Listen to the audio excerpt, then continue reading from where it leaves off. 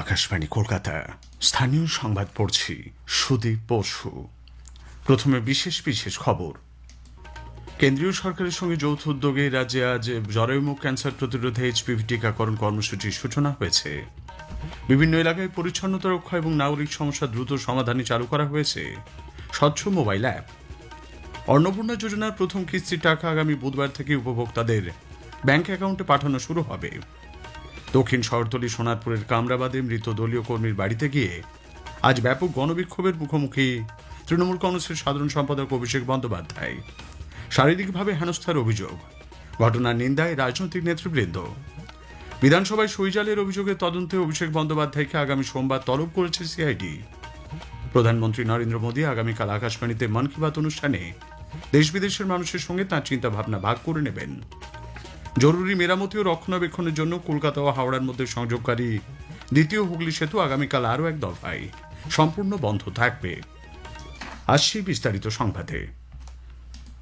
কেন্দ্রীয় সরকারের সঙ্গে যৌথ উদ্যোগে রাজ্যে আজ জরায়ুমুখ ক্যান্সার প্রতিরোধে এইচপিভি টিকাকরণ কর্মসূচির সূচনা হয়েছে। মুখ্যমন্ত্রী শুভেন্দু অধিকারী আজ বিধাননগর মহকুমা হাসপাতালে দুই কিশোরী উপভোক্তার হাতে টিকাকরণের শংসাপত্র তুলে দেন। তিনি বলেন, এই কর্মসূচির জন্য কেন্দ্রীয় সরকার 7,72,650 ডোজ টিকা রাজ্যকে দিয়েছে। 235টি সরকারি মেডিকেল কলেজ ও হাসপাতাল, স্বাস্থ্যকেন্দ্রে আজ একযোগে এই টিকাকরণ কর্মসূচির সূচনা হয়েছে। আগামী দিনে এই সংখ্যা বাড়িয়ে 880টিতে নিয়ে যাওয়া হবে। 14 বছর বয়সী কিশোরীদের বিনামূল্যে সরকার এই টিকা দেবে। মহিলাদের যত ধরনের ক্যান্সার হয় তার মধ্যে এটি দ্বিতীয় বিপজ্জনক। স্বাভাবিকভাবে এই কর্মসূচির মধ্য দিয়ে আমাদের এই রাজ্যের 14 বছর বয়সী কিশোরীরা উপকৃত হবেন। আগামী দিনে 880টি কেন্দ্রে এই প্রতিষেধক কর্মসূচি চলবে এবং আমি আপনাদের সকলের সহযোগিতা প্রার্থনা করি। উল্লেখ্য, গত ফেব্রুয়ারি মাসে প্রধানমন্ত্রী নরেন্দ্র মোদী 14 বছর বয়সী কিশোরীদের জন্য এইচপিভি টিকাকরণ কর্মসূচির সূচনা করেছিলেন। বিধাননগর থেকে আমাদের জেলা সংবাদদাতা জানাচ্ছেন, ভারতবর্ষে প্রতি বছর মহিলারা সবচেয়ে বেশি যে ক্যান্সারে আক্রান্ত হন তার মধ্যে দ্বিতীয় স্থানে রয়েছে জরায়ুর মুখের ক্যান্সার বা সার্ভিক্যাল ক্যান্সার। এই সার্ভিক্যাল ক্যান্সার প্রতিরোধে আজ থেকে রাজ্য সরকারের উদ্যোগে শুরু হলো বিনামূল্যে এইচপিভি ভ্যাকসিন প্রদান কর্মসূচি। চলতি বছরে 28শে ফেব্রুয়ারি প্রধানমন্ত্রী নরেন্দ্র মোদী দেশ জুড়ে এই টিকাকরণ কর্মসূচির সূচনা করেছিলেন। তারই অঙ্গ হিসাবে আজ উত্তর 24 পরগনার বিধাননগর মহকুমা হাসপাতালে এই কর্মসূচির সূচনা করেন মুখ্যমন্ত্রী শুভেন্দু অধিকারী। রাজ্যের সরকারি হাসপাতালগুলিতে 14 বছর বয়সী কিশোরীদের এই ভ্যাকসিন দেওয়া হবে। আপাতত 235টি কেন্দ্রে ভ্যাকসিন দেওয়া হচ্ছে। আগামী দিনে কেন্দ্রের সংখ্যা বাড়িয়ে 881 করা হবে বলে মুখ্যমন্ত্রী জানিয়েছেন। তিনি বলেন, স্বাস্থ্য মন্ত্রক থেকে 7,72,650টি এইচপিভি ভ্যাকসিনের ডোজ পাঠানো হয়েছে। এই মারণ রোগ মোকাবিলায় আগামী 3 মাসের মধ্যে 7,65,000 কিশোরীকে এইচপিভি ভ্যাকসিন দেওয়ার লক্ষ্যমাত্রা নেওয়া হয়েছে বলে স্বাস্থ্য দপ্তরের তরফে জানানো হয়েছে। এদিন অনুষ্ঠানে টিকা পাওয়া দুই কিশোরীর হাতে টিকাকরণের শংসাপত্র তুলে দেন মুখ্যমন্ত্রী। পল্লব ঘোষ, আকাশবাণী সংবাদ, বিধাননগর, উত্তর 24 পরগনা। অন্যদিকে বিধাননগর মহকুমা হাসপাতালের অনুষ্ঠানে আজ এসএসকেএম হাসপাতালের অতিরিক্ত 100 শয্যার নতুন ইউনিটের উদ্বোধন করেছেন মুখ্যমন্ত্রী। সরকারি হাসপাতালে পরিষেবার মানোন্নয়ন এবং দালাল রাজ বন্ধ করতে সরকার জিরো টলারেন্স নীতি নিয়েছে বলে মুখ্যমন্ত্রী জানান। হাসপাতালগুলির ওপর স্বাস্থ্য ভবন থেকে সরাসরি নজরদারি চালানো হবে। এছাড়াও রাজ্য সরকার একটি কন্ট্রোল রুম চালু করছে। সেখানেও হাসপাতালে পরিষেবা সংক্রান্ত যে কোনো অভিযোগ জানাতে পারবেন সাধারণ মানুষ। এই রাজ্যের বিভিন্ন এলাকায় পরিচ্ছন্নতা রক্ষা এবং নাগরিক সমস্যা দ্রুত সমাধানে স্বচ্ছ মোবাইল অ্যাপ চালু হয়েছে। কলকাতায় আজ এক অনুষ্ঠানে কেন্দ্রীয় আবাসন ও নগর উন্নয়ন মন্ত্রী মনোহর লাল এই অ্যাপটির সূচনা করেন। এর মাধ্যমে যে কোনো সাধারণ নাগরিক এলাকার জমা জল, আবর্জনা এবং নিকাশি সংক্রান্ত সমস্যার ছবি তুলে স্বচ্ছ অ্যাপে আপলোড করতে পারবেন। সংশ্লিষ্ট কর্তৃপক্ষ অভিযোগ পাওয়ার 2 ঘন্টার মধ্যেই সমস্যার সমাধান করবেন। শ্রী মনোহর লাল বলেন, প্রধানমন্ত্রী বারবার স্বচ্ছতার বিষয়ে প্রচার চালাচ্ছেন। স্বচ্ছ ভারত অভিযানের আওতায় শহর ও গ্রামাঞ্চলের পরিচ্ছন্নতা রক্ষার কাজ চলেছে। इस ऐप में जनता को, नागरिकों को एक सुविधा दी गई है कि जहां भी आप गंदगी देखते हैं वहीं उसका फोटो खींचिए और उस फोटो पर इस ऐप के माध्यम से अपलोड करिए। तुरंत डिपार्टमेंट जो लोकल म्युनिसिपैलिटी है उसके पास वो जाएगा। प्रधानमंत्री जी ने लाल किला से इस बात का आह्वान किया था कि हमको हर शहर, हर गांव ओडीएफ करना है, टॉयलेट बनाने हैं। कि पिछले 10-12 साल में देश भर में जितना काम हो गया उतना बंगाल में नहीं हो पाया, लेकिन जो भी कमियां उस समय रही हैं विद इन शॉर्टेस्ट टाइम हम उसको पूरा करेंगे। অনুষ্ঠানে মুখ্যমন্ত্রী শুভেন্দু অধিকারী বলেন, রাজ্যের প্রতিটি প্রান্তে এই কর্মসূচিকে পৌঁছে দেওয়া হবে। প্রথম পর্যায়ে 10টি পুরসভা এবং পুর নিগমে এই পরিষেবা চালু হচ্ছে। ধাপে ধাপে তা রাজ্যের 120টিরও বেশি পুরসভায় পৌঁছে দেওয়া হবে। পুরমন্ত্রী অগ্নিমিত্রা পাল অনুষ্ঠানে উপস্থিত ছিলেন। অন্নপূর্ণা যোজনার প্রথম কিস্তির টাকা আগামী বুধবার থেকে উপভোক্তাদের ব্যাংক অ্যাকাউন্টে পাঠানো শুরু হবে। বিধাননগরে এক সরকারি অনুষ্ঠানে মুখ্যমন্ত্রী শুভেন্দু অধিকারী একথা জানান। তিনি বলেন, ইতিমধ্যেই প্রকল্পের নাম নথিভুক্তকরণ প্রক্রিয়া শুরু হয়েছে। প্রথম পর্যায়ে প্রত্যেক যোগ্য উপভোক্তার অ্যাকাউন্টে 3,000 টাকা করে সরাসরি পাঠানো হবে। এ ব্যাপারে সকলকে শান্ত থাকার ও গুজবে কান না দেওয়ার পরামর্শ দিয়েছেন মুখ্যমন্ত্রী। তিনি জানান, যারা নিজেরা ফর্ম পূরণ করতে পারবেন না তাদের বাড়িতে বাড়িতে সরকারের পক্ষ থেকে কর্মীরা পৌঁছে যাবেন। বাংলাদেশে অনুপ্রবেশকারী সন্দেহে ধৃত এবং রোহিঙ্গা সহ বিদেশি নাগরিকদের রাখার জন্য রাজ্য জুড়ে মোট 13টি হোল্ডিং সেন্টারে বর্তমানে 386 জনকে রাখা হয়েছে। এদের মধ্যে 85টি শিশু। উত্তর 24 পরগনার বসিরহাট পুলিশ জেলার অধীনে থাকা 3টি হোল্ডিং সেন্টার আটক রয়েছেন সব থেকে বেশি সংখ্যক। সরকারি তথ্য অনুযায়ী বর্তমানে আটক 386 জনের মধ্যে 182 জন পুরুষ এবং 109 জন মহিলা। স্থানীয় সংবাদ শুনছেন আকাশবাণী কলকাতা কেন্দ্র থেকে। দক্ষিণ কলকাতার শহরতলির সোনারপুরের কামরাবাদে মৃত দলীয় কর্মীর বাড়িতে গিয়ে আজ ব্যাপক বিক্ষোভের মুখে পড়তে হয় তৃণমূল কংগ্রেসের সাধারণ সম্পাদক অভিষেক বন্দ্যোপাধ্যায়কে। বাইকে করে যাওয়ার সময় অভিষেকের দিকে ছোঁড়া হয় ডিম, দেওয়া হয় চোর স্লোগান। তাকে শারীরিকভাবে হেনস্থারও অভিযোগ তোলেন অভিষেক। পরে ব্যাপক পুলিশি নিরাপত্তায় ওই দলীয় কর্মীর বাড়িতে যান তিনি। এই ঘটনার পরই বিপুল সংখ্যক কেন্দ্রীয় বাহিনী সেখানে পৌঁছে যায়। বিক্ষোভকারীদের সেখান থেকে সরিয়ে নেওয়া হয়। পরে তাকে কেন্দ্রীয় বাহিনী এবং পুলিশের পাহারায় বের করে নিয়ে যাওয়া হয়। তিনি ন্যায় বিচারের জন্য আদালতের দ্বারস্থ হবেন বলে অভিষেক বন্দ্যোপাধ্যায় জানিয়েছেন। পুরো ঘটনার ভিডিওগ্রাফি রয়েছে। আমি হাইকোর্টের দৃষ্টি আকর্ষণ করছি, আমি রাজ্যপালের দৃষ্টি আকর্ষণ করছি। কি বাংলার পরিস্থিতি, এখানে প্রায় 50 জন সংবাদ মাধ্যমের প্রতিনিধিরা রয়েছে, দরজা ভাঙার চেষ্টা করছে। I will definitely move to court. এই ঘটনার তীব্র নিন্দা করেছেন তৃণমূল কংগ্রেস নেত্রী মমতা ব্যানার্জি। ঘটনার ভিডিও শেয়ার করে তিনি বলেন, রক্ষকই ভক্ষক। অভিষেক বন্দ্যোপাধ্যায়কে একটি বেসরকারি হাসপাতালে নিয়ে যাওয়া হয়েছে। তৃণমূল নেত্রী ছাড়াও দলের শীর্ষ নেতৃত্ব সেখানে রয়েছেন। কংগ্রেস সভাপতি মল্লিকার্জুন খাড়গে, সমাজবাদী পার্টির প্রধান অখিলেশ যাদবও এই ঘটনার তীব্র নিন্দা করেছেন। রাজ্য বিজেপির সভাপতি শ্রমিক ভট্টাচার্য বলেন, সুষ্ঠু গণতন্ত্রে এই ঘটনা কাম্য নয়। এই নির্বাচনের ফলাফল প্রমাণ করে দিয়েছে ঔদ্ধত্য এবং একদলীয় একচেটিয়া একাধিপত্যবাদ দীর্ঘদিন চলতে পারে না। কারোর ক্ষোভ থাকতে পারে, বিদ্বেষ থাকতে পারে, কিন্তু এ ধরনের ঘটনা যারা ঘটাচ্ছেন এটা সুস্থ স্বাভাবিক গণতান্ত্রিক সমাজে কাম্য নয়। এর সঙ্গে আমার দল দূর দূর পর্যন্ত যুক্ত। সিপিআইএম রাজ্য সম্পাদক মোহাম্মদ সেলিম বলেছেন, ভোটের আগে অভিষেক বন্দ্যোপাধ্যায় যেভাবে হুমকি দিয়েছিলেন ঠিক তেমনই আজকের ঘটনাও কাম্য নয়।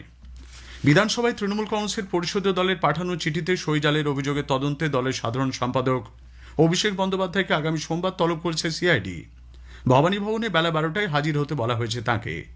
এই সংক্রান্ত নোটিশ দিতে আজ সিআইডির 5 সদস্যের দল হরিশ মুখার্জি রোডে অভিষেকের বাড়িতে যান। সেখানে প্রায় 1 ঘন্টা অপেক্ষা করেও তাঁর দেখা পাননি আধিকারিকরা। পরে কালীঘাটের বাড়িতে গিয়ে তদন্তকারী আধিকারিকরা অভিষেকের হাতে তলবি নোটিশ তুলে দিয়েছেন।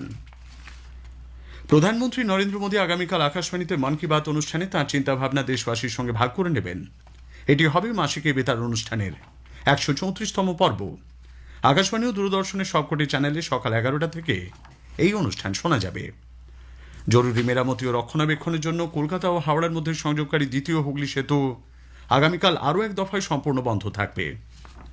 সকাল 6টা থেকে দুপুর 2টো পর্যন্ত বিদ্যাসাগর সেতুর উপর দিয়ে কোনো রকম যান চলাচল করবে না। প্রবাদ প্রতিম চলচ্চিত্র পরিচালক ঋতুপর্ণ ঘোষের 13তম প্রয়াণ বার্ষিকীতে আজ তাঁকে শ্রদ্ধার সঙ্গে স্মরণ করা হচ্ছে। ব্যতিক্রমী ধারায় চলচ্চিত্র তৈরি করে বাঙালি মননে নিজস্ব ছাপ রেখে গেছেন তিনি। দক্ষিণবঙ্গের জেলাগুলিতে আগামীকালও বিক্ষিপ্তভাবে বৃষ্টির সম্ভাবনা। তারপর থেকে বৃষ্টির পরিমাণ কমবে বলে জানিয়েছে আলিপুর আবহাওয়া দপ্তর। উত্তরবঙ্গে আজও আগামীকাল হালকা বৃষ্টি হতে পারে। শেষ করার আগে স্থানীয় সংবাদের বিশেষ কিছু অংশ আরও একবার। কেন্দ্রীয় সরকারের সঙ্গে যৌথ উদ্যোগে রাজ্যে আজ জরায়ুমুখ ক্যান্সার প্রতিরোধে এইচপিভি টিকাকরণ কর্মসূচির সূচনা হয়েছে। বিভিন্ন এলাকায় পরিচ্ছন্নতা রক্ষা এবং নাগরিক সমস্যার দ্রুত সমাধানে চালু হয়েছে স্বচ্ছ মোবাইল অ্যাপ। স্থানীয় সংবাদ। শেষ হলো। আকাশবাণী খবর পড়ছি দেবব্রত মণ্ডল। প্রথমে বিশেষ খবর। কেন্দ্রীয় কৃষি ও কৃষক কল্যাণমন্ত্রী শিবরাজ সিং চৌহান ক্ষেত বাঁচাও অভিযানকে জাতীয় প্রচার অভিযানে পরিণত করতে খামার, কৃষক এবং গ্রামকে সংযুক্ত করার প্রয়োজনীয়তার উপর গুরুত্ব দিয়েছেন। তিনি রাসায়নিক সারের যথেচ্ছ ব্যবহার কমানোর উপরেও জোর দিয়েছেন। প্রধানমন্ত্রী নরেন্দ্র মোদী আগামীকাল আকাশবাণীতে মন কি বাত অনুষ্ঠানে দেশ বিদেশের মানুষের সঙ্গে তার চিন্তাভাবনা ভাগ করে নেবেন। মায়ানমারের রাষ্ট্রপতি উ মিন অং লাইং 5 দিনের ভারত সফরে আজ সকালে গয়ায় পৌঁছন। সন্ধ্যায় তিনি নতুন দিল্লিতে এসে পৌঁছেছেন। কর্ণাটকে কংগ্রেস বিধায়ক দলের বৈঠকে ডি.কে. শিবকুমারকে দলের নতুন নেতা নির্বাচিত করা হয়েছে। কর্মীবর্গ, জন অভিযোগ ও পেনশন বিষয়ক প্রতিমন্ত্রী ডক্টর জিতেন্দ্র সিং আজ নতুন দিল্লিতে এআই চালিত সিপি গ্রামস ভয়েস চ্যাটবট সমাধান দিদির সূচনা করেছেন। ব্যাডমিন্টনে সাত্বিক সাইরাজ রানকিরেড্ডি ও চিরাগ শেঠি জুটি সিঙ্গাপুর ওপেন টুর্নামেন্টে পুরুষদের ডাবলসের ফাইনালে উঠেছেন। আসছি বিস্তারিত খবরে। কেন্দ্রীয় কৃষি ও কৃষক কল্যাণমন্ত্রী শিবরাজ সিং চৌহান বলেছেন, ক্ষেত বাঁচাও অভিযানকে একটি জাতীয় প্রচার অভিযানে পরিণত করতে খামার, কৃষক এবং গ্রামকে সংযুক্ত করা প্রয়োজন। নতুন দিল্লিতে ক্ষেত বাঁচাও অভিযানের প্রস্তুতি সংক্রান্ত একটি উচ্চ পর্যায়ের বৈঠকে মন্ত্রী একথা বলেন। এই অভিযানের মূল লক্ষ্য হবে সারের সুষম ও বিচক্ষণ ব্যবহার, আবহাওয়াজনিত প্রতিকূলতার প্রেক্ষিতে কৃষকদের পরামর্শ প্রদান, পঞ্চায়েত স্তরে সক্রিয় অংশগ্রহণ এবং বিভিন্ন প্রকল্পের সুবিধা সরাসরি গ্রামে পৌঁছে দেওয়া। শ্রী চৌহান কর্মকর্তাদের খামার রক্ষা, ব্যয়ের ভারসাম্য রক্ষা এবং কৃষকদের সময় উপযোগী ও সঠিক নির্দেশনা প্রদানের উপর মনোযোগ দিতে নির্দেশ দেন। তিনি আরও বলেন যে পঞ্চায়েত স্তরে এই অভিযানের জন্য একটি শক্তিশালী ভিত্তি স্থাপন করা হবে। মন্ত্রী কর্মকর্তাদের এই অভিযানের আওতায় পঞ্চায়েত স্তরে উপযুক্ত সরঞ্জাম বিতরণ এবং বিভিন্ন প্রকল্প ও সরকারি কর্মসূচির সুবিধা অন্তর্ভুক্ত করারও নির্দেশ দেন। তিনি বলেন যে রাসায়নিক সারের যথেচ্ছ ব্যবহার কমানোই হবে এই অভিযানের মূল লক্ষ্য। ক্ষেত বাঁচাও অভিযান সোমবার থেকে 30 জুন পর্যন্ত দেশ জুড়ে পরিচালিত হবে। কৃষি ও কৃষক কল্যাণ মন্ত্রক জানিয়েছে, এই অভিযানে অংশগ্রহণকারী সমস্ত প্রতিষ্ঠানের জন্য কৃষি বিজ্ঞান কেন্দ্রগুলিকে মূল সমন্বয়কারীর ভূমিকা দেওয়া হয়েছে। এতে আরও বলা হয়েছে 1600-র বেশি দল গঠন করা হয়েছে এবং অতিরিক্ত সার ব্যবহারকারী 100টি জেলার জন্য মোট 500টি দল গঠন করা হয়েছে। প্রধানমন্ত্রী নরেন্দ্র মোদী আগামীকাল আকাশবাণীতে মন কি বাত অনুষ্ঠানে দেশ বিদেশের মানুষের সঙ্গে তার চিন্তাভাবনা ভাগ করে নেবেন। এটি হবে মাসিক এই বেতার অনুষ্ঠানের 134তম পর্ব। আকাশবাণী ও দূরদর্শনের সবকটি চ্যানেলে সকাল 11টা থেকে এই অনুষ্ঠান শোনা যাবে। আকাশবাণীর সংবাদ website, news on air mobile app, Akashvani ও দূরদর্শনের সংবাদ বিভাগ, প্রধানমন্ত্রীর দপ্তর এবং তথ্য ও সম্প্রচার মন্ত্রকের ইউটিউব চ্যানেলেও অনুষ্ঠানটি শোনা যাবে। হিন্দিতে মূল অনুষ্ঠানটির পর সম্প্রচারিত হবে এর আঞ্চলিক ভাষায় তর্জমা। মায়ানমারের রাষ্ট্রপতি উ মিন অং লাইং 5 দিনের ভারত সফরে আজ সন্ধ্যায় নতুন দিল্লিতে এসে পৌঁছেছেন। বিমানবন্দরে তাকে অভ্যর্থনা জানান কেন্দ্রীয় বিদেশ প্রতিমন্ত্রী কীর্তিবর্ধন সিং। আজ তিনি সাক্ষাৎ করবেন বিদেশমন্ত্রী ডক্টর এস জয়শঙ্করের সঙ্গে। আগামীকাল ভারত মায়ানমার বিজনেস ফোরামের অনুষ্ঠানে যোগ দেবেন তিনি। দুই দেশের ঐতিহাসিক সম্পর্ককে আরও শক্তিশালী করার বিষয়ে সোমবার প্রধানমন্ত্রী নরেন্দ্র মোদীর সঙ্গে তিনি বৈঠক করবেন। মায়ানমারের রাষ্ট্রপতির এই সফর দুই দেশের ঐতিহাসিক, সাংস্কৃতিক ও বৌদ্ধ ঐতিহ্যকে আরও দৃঢ় করবে বলে মনে করা হচ্ছে। নতুন মাত্রা পেতে পারে ভারত মায়ানমার দ্বিপাক্ষিক সম্পর্ক। সফরের শুরুতে আজ সকালে তিনি বিহারের গয়ায় বিশ্বখ্যাত মহাবোধি মন্দির ও ঐতিহাসিক সুজাতা মন্দিরে শ্রদ্ধা জ্ঞাপন করেন। বোধিবৃক্ষের নিচে ধ্যানেও বসেন তিনি। এদিন গয়া বিমানবন্দরে মায়ানমারের রাষ্ট্রপতিকে স্বাগত জানান বিহারের কৃষিমন্ত্রী বিজয় কুমার সিনহা। একটি উচ্চ পর্যায়ের প্রতিনিধি দলও তার সফরসঙ্গী রয়েছে। পশ্চিমবঙ্গ সরকার শহর ও পুরো এলাকাগুলিকে আরও পরিচ্ছন্ন এবং নাগরিক বান্ধব করে তুলতে স্বচ্ছ মোবাইল অ্যাপ চালু করেছে।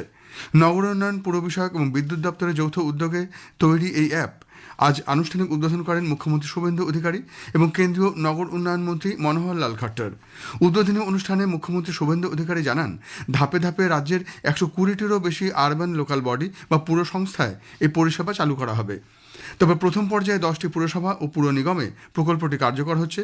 অনুষ্ঠানে কেন্দ্রীয় নগর উন্নয়ন মন্ত্রী মনোহর লাল খট্টর বলেন, শহরকে পরিচ্ছন্ন রাখতে নাগরিকদের অংশগ্রহণ অত্যন্ত গুরুত্বপূর্ণ। স্বচ্ছ ভারত মিশনের লক্ষ্য পূরণে প্রযুক্তি নির্ভর এই উদ্যোগ গুরুত্বপূর্ণ ভূমিকা নেবে বলেও তিনি মন্তব্য করেন। Lieutenant general N S. Raja Subramani chief of defence staff general Anil চৌহানের স্থলাভিষিক্ত হবেন। অনিল চৌহান আজ অবসর নিয়েছেন। নতুন দিল্লিতে আজ সেনাবাহিনীর 3 শাখার পক্ষ থেকে তাকে বিদায় সম্বর্ধনা জানানো হয়। সম্বর্ধনা অনুষ্ঠানে তিনি জানান, With the conclusion of the Guard of Honor, I bid farewell to my colleagues in uniform, comrades in arms, forever. I just laid the wreath at the war memorial for the last time in uniform as a humble tribute to those who laid down their lives in the line of duty. উল্লেখ্য প্রায় 4 দশক ভারতীয় সেনায় নানা পদে কাজ করেছেন general Chauhan. 1981 সালে তিনি সেনাবাহিনীতে যোগ দেন। পরম বিশিষ্ট সেবা পদক, উত্তম যুদ্ধ সেবা পদক সহ একাধিক সম্মানে সম্মানিত হয়েছেন তিনি। হজযাত্রায় সমন্বয় ও যোগাযোগের ক্ষেত্রে অসামান্য দক্ষতার স্বীকৃতিস্বরূপ ভারতীয় হজ মিশন সৌদি আরবের মর্যাদাপূর্ণ লাব্বাইতুম পুরস্কার লাভ করেছে। সৌদি আরবের হজ ও উমরা মন্ত্রক থেকে এই মর্যাদাপূর্ণ পুরস্কার দেওয়া হয়েছে বলে সংখ্যালঘু বিষয়ক মন্ত্রী কিরেন রিজিজু আজ জানিয়েছেন। সমাজ মাধ্যমে এক পোস্টে শ্রী রিজিজু 2026 সালে হজের মূল পর্ব সফলভাবে সম্পন্ন হওয়ার জন্য সংখ্যালঘু বিষয়ক মন্ত্রক, ভারতের হজ কমিটি এবং সৌদি আরবে নিযুক্ত ভারতের রাষ্ট্রদূত ও জেড্ডায় নিযুক্ত কনসাল জেনারেলকে কৃতজ্ঞতা জানান। খবর শুনছেন আকাশবাণী থেকে। কর্ণাটকে বিধানসৌধে অনুষ্ঠিত কংগ্রেস বিধায়ক দলের বৈঠকে ডি.কে. শিবকুমারকে দলের নতুন নেতা নির্বাচিত করা হয়েছে। এ প্রসঙ্গে বিধায়করা সিদ্ধারামাইয়া এবং ডক্টর জি পরমেশ্বরের উত্থাপিত প্রস্তাবটি গ্রহণ করেন। ডি.কে. শিবকুমারের কার্যালয় থেকে জারি করা এক প্রেস বিজ্ঞপ্তিতে নিশ্চিত করা হয়েছে যে বিধায়করা তাকে তাদের নেতা এবং পরবর্তী মুখ্যমন্ত্রী হিসেবে নির্বাচিত করেছেন। শিবকুমারকে নেতা হিসেবে নির্বাচিত করার প্রস্তাবটি গৃহীত হওয়ার পর সভায় এআইসিসি সাধারণ সম্পাদক কে.সি. বেণুগোপাল আনুষ্ঠানিকভাবে কংগ্রেস বিধায়কদের কাছে এই বার্তাটি ঘোষণা করেন। কর্মীবর্গ, জন অভিযোগ ও পেনশন বিষয়ক প্রতিমন্ত্রী ডক্টর জিতেন্দ্র সিং আজ নতুন দিল্লিতে এআই চালিত সিপিগ্রামস ভয়েস চ্যাটবট সমাধান দিদির সূচনা করেছেন। এই চ্যাটবটটি নাগরিকদের একটি ইন্টারেক্টিভ কথোপকথনমূলক ইন্টারফেসের মাধ্যমে জন অভিযোগ নথিভুক্ত করার সুযোগ করে দেবে। ডক্টর জিতেন্দ্র সিং সমাধান দিদিকে সরকারের অভিযোগ নিষ্পত্তি ব্যবস্থার গণতান্ত্রিকরণের দিকে একটি গুরুত্বপূর্ণ পদক্ষেপ হিসেবে বর্ণনা করেছেন। তিনি বলেন যে সমাধান দিদি বর্তমানে ভারতের 22টি ভাষাতেই পাওয়া যাবে। আরও আঞ্চলিক ও স্থানীয় ভাষাকে অন্তর্ভুক্ত করার প্রচেষ্টা চলছে। তিনি জোর দিয়ে বলেন যে ভারতের ভাষাগত বৈচিত্র্যের কারণে শাসন ব্যবস্থার প্ল্যাটফর্মগুলোকে সহজলভ্য ভাষায় করা প্রয়োজন, যে ভাষা ব্যবহারে নাগরিকরা সবচেয়ে বেশি স্বাচ্ছন্দ্য বোধ করেন, যার ফলে বৃহত্তর অংশগ্রহণ এবং অন্তর্ভুক্তি নিশ্চিত হবে। 2014 সালের আগে বার্ষিক নথিভুক্তি জন অভিযোগের সংখ্যা প্রায় 2 লক্ষ থেকে বেড়ে বর্তমানে প্রায় 25 থেকে 30 লক্ষে দাঁড়িয়েছে। তিনি এই উন্নতির কারণ হিসেবে উন্নততর ব্যবস্থা, সময়সীমা মেনে চলা এবং ব্যবস্থার প্রতি জনগণের বর্ধিত আস্থার উল্লেখ করেন। তিনি আরও বলেন যে মালদ্বীপ, মরিশাস এবং আফ্রিকার বিভিন্ন দেশসহ বেশ কয়েকটি দেশ ভারতের অভিযোগ নিষ্পত্তি মডেলটি গ্রহণ করতে আগ্রহ দেখিয়েছে। কেন্দ্রীয় ইলেকট্রনিক্স ও তথ্য প্রযুক্তি মন্ত্রী অশ্বিনী বৈষ্ণব আজ গ্রেটার নয়ডার সুরাজপুরে লোহুম স্টার্টআপ পরিদর্শন করেন। পরিবেশ বান্ধব, গুরুত্বপূর্ণ খনিজ এবং উন্নত মানের সামগ্রী উৎপাদন করে তারা। সংবাদ মাধ্যমকে শ্রী বৈষ্ণব বলেন, বেশ কিছু আধুনিক প্রযুক্তি খাতে লিথিয়াম ব্যাটারি এবং পার্মানেন্ট ম্যাগনেট এক গুরুত্বপূর্ণ ভূমিকা পালন করে। इस विजन के तहत एक यंग स्टार्टअप लोहम, इन्होंने कंप्लीट टेक्नोलॉजी को डेवलप किया है और टेक्नोलॉजी को डेवलप करने के बाद में वहां से प्रोडक्शन का लेवल लेके आए। आज उस प्लांट को देखने का मौका मिला। लिथियम कार्बोनेट बनाने की मशीन है जो कि आगे सीधा बैटरी बनाने में काम में आए, और परमानेंट मैग्नेट बनाने की मशीन है जो कि बहुत ही कॉम्प्लेक्स टेक्नोलॉजी को अच्छे तरीके से डेवलप किया। কেরালামে মাদক বিরোধী অভিযান চালিয়ে ডিরেক্টরেট অব রেভিনিউ ইন্টেলিজেন্স বিপুল পরিমাণ মাদক বাজেয়াপ্ত করেছে। অর্থমন্ত্রকের পক্ষ থেকে বলা হয়েছে, অপারেশন চক্রবুহের আওতায় কোচি, মালাপুরাম এবং তিরুবনন্তপুরম থেকে 24 কেজিরও বেশি মাদক ও সাইকোট্রপিক উপাদান বাজেয়াপ্ত করা হয়। ন্যাশনাল টেস্টিং এজেন্সি জানিয়েছে, টিসিএস এর যান্ত্রিক ত্রুটির কারণে আজ কিছু পরীক্ষা কেন্দ্রে common university entrance test CUET UG 2026 শুরু হতে দেরি হয়। সমাজ মাধ্যমে এক বার্তায় এনটিএ জানিয়েছে, কোনো পরীক্ষার্থী যাতে ক্ষতিগ্রস্ত না হয় তা নিশ্চিত করতে তাদের অতিরিক্ত সময় দেওয়া হয়। ব্যাডমিন্টনে সাত্বিক সাইরাজ রানকি রেড্ডি ও চিরাগ শেঠি জুটি সিঙ্গাপুর ওপেন টুর্নামেন্টে পুরুষদের ডাবলসের ফাইনালে উঠেছেন। আর সেমিফাইনালে এই ভারতীয় জুটি বিশ্বের 1 নম্বর দক্ষিণ কোরিয়ার সিও সেয়ুং ও জায়ে ই ও কিম ওন হোকে জুটিকে 21-19, 21-18তে পরাজিত করেছেন। শেষ করার আগে বিশেষ খবর আরেকবার। কেন্দ্রীয় কৃষি ও কৃষক কল্যাণ মন্ত্রী শিবরাজ সিং চৌহান ক্ষেত বাঁচাও অভিযানকে জাতীয় প্রচার অভিযানে পরিণত করতে খামার, কৃষক এবং গ্রামকে সংযুক্ত করার প্রয়োজনীয়তার উপর গুরুত্ব দিয়েছেন। তিনি রাসায়নিক সারের যথেচ্ছ ব্যবহার কমানোর উপরেও জোর দিয়েছেন। প্রধানমন্ত্রী নরেন্দ্র মোদী আগামীকাল আকাশবাণীতে মন কি বাত অনুষ্ঠানে দেশ বিদেশের মানুষের সঙ্গে তার চিন্তাভাবনা ভাগ করে নেবেন। খবর এখনকার মতো এ পর্যন্ত।